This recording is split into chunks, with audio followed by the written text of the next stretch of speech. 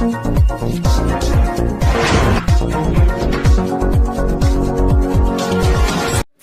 हूं आपके साथ अनम और आप देख रहे हैं डीपीसी न्यूज नेटवर्क। आइए दिखाते हैं इस वक्त की ताजा खबर।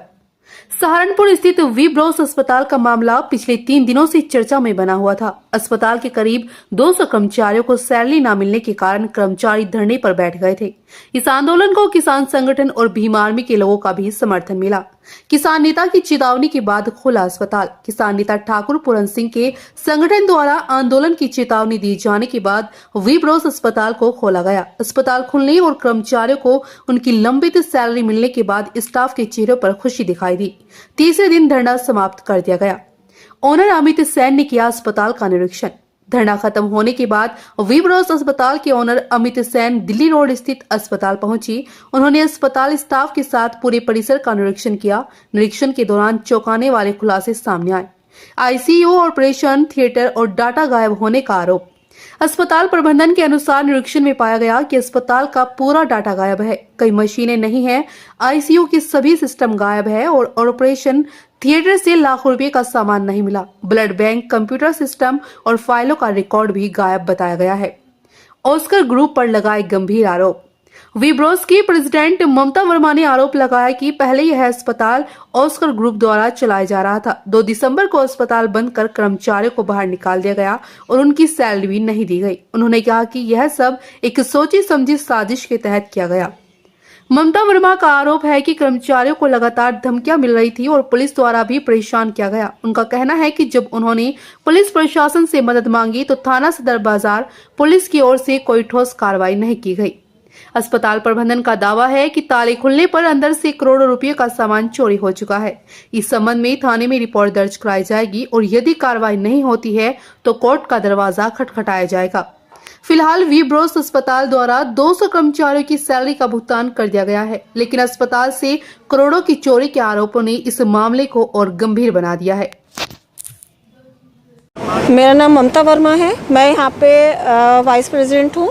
ऑस्कर के साथ भी मैंने यहीं पे वाइस प्रेसिडेंट ही काम किया है। मैंने यहाँ पे अभी हम लोगों ने सारे ताले खुलवा के देखे हैं। प्रेस की उपस्थिति में हमने देखा है सब चीज़ें।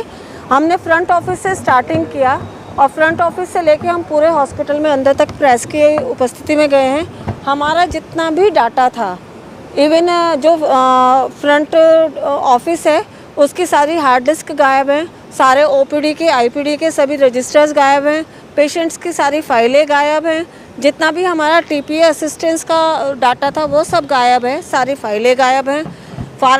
हम लोग फार्मेसी में गए तो उनका फार्मेसी का जो कंप्यूटर है उसकी हार्ड डिस्क गायब है। उसके बाद हम लोग अंदर आईसीयू में गए हैं। आईसीयू में से 3 वेंटिलेटर गायब हैं, 1 डीफैब गायब है, 2 ईसीजी मशीन्स गायब हैं और 2 मॉनिटर्स गायब हैं। और उसके बाद हम लोग ओटी में गए हैं तो हमारा नेफ्रोस्कोप गायब है। हमने अंदर एचडीयू डिपार्टमेंट में गए तो वहाँ से हमारे 5 पैरा मॉनिटर्स गायब हैं, जिसकी आप आपके सामने बोला गया है, जो कि मीडिया के सामने। देखिए सर, अभी अगर काउंटिंग किया जाए तो अभी तो और भी मैं आपको सामान बता रही हूँ। अंदाज़ा तो इससे ज़्यादा का ही होगा, इससे ज़्यादा का ही होगा, क्योंकि केवल 2 करोड़ का तो हमारा नीचे कैथ लैब में ही नुकसान हुआ है।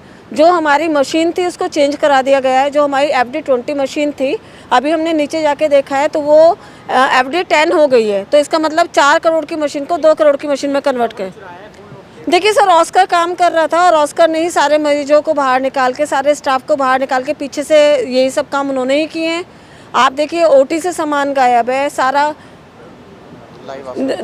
सारा लाइव आपको हमने दिखा दिया है। यहाँ पे जिस समय तालाबंदी हुई थी, जिस समय शट डाउन किया गया है, यहाँ पे मस्तराम जी, शशि, विक्रम और राहुल, ये सभी लोग यहाँ पे उपस्थित थे, और विक्रांत और हिमानी, ये सभी लोग यहाँ पे उस समय पर प्रेजेंट थे। बाकी सभी को बाहर कर दिया गया था, कोई स्टाफ अंदर नहीं था, इन सबको बाहर कर दिया गया था। देखिए सर, ताला अभी आपकी उपस्थिति में खोला गया है, हमने अभी चेक किया है। तो अभी हम कैसे, आप बताइए कि पहले कैसे FIR करा सकते हैं? आपकी उपस्थिति में सब चीज़ें की हैं, इसीलिए हमने प्रेस को बुलाया था, जिससे कि हमारे पास भी आगे कोई हम पे आरोप ना लगाएं वो लोग। देखिए, पुलिस प्रशासन ने हमारा तो सहयोग किया नहीं।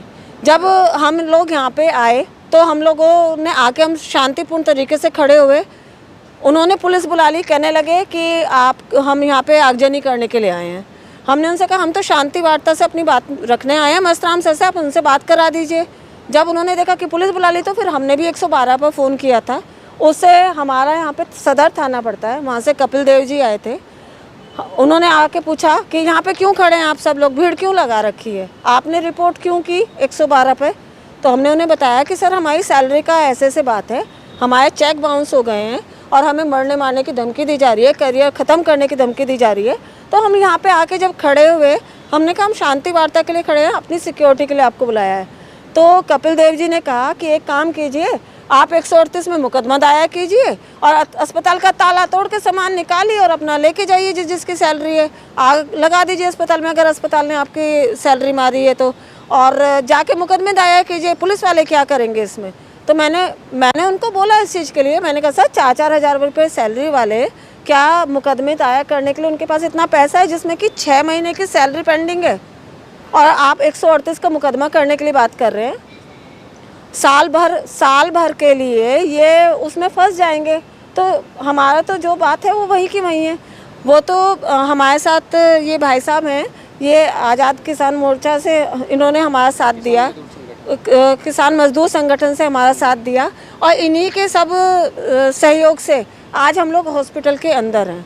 मैं तो इन लोगों को और पूरन सिंह बाबा जी को बहुत बहुत धन्यवाद करना चाहती हूँ कि उन्होंने हम लोगों का साथ दिया और हमारे स्टाफ की सैलरी और हमारा अस्पताल हमें वापस मिला। पता आपको कब लगा?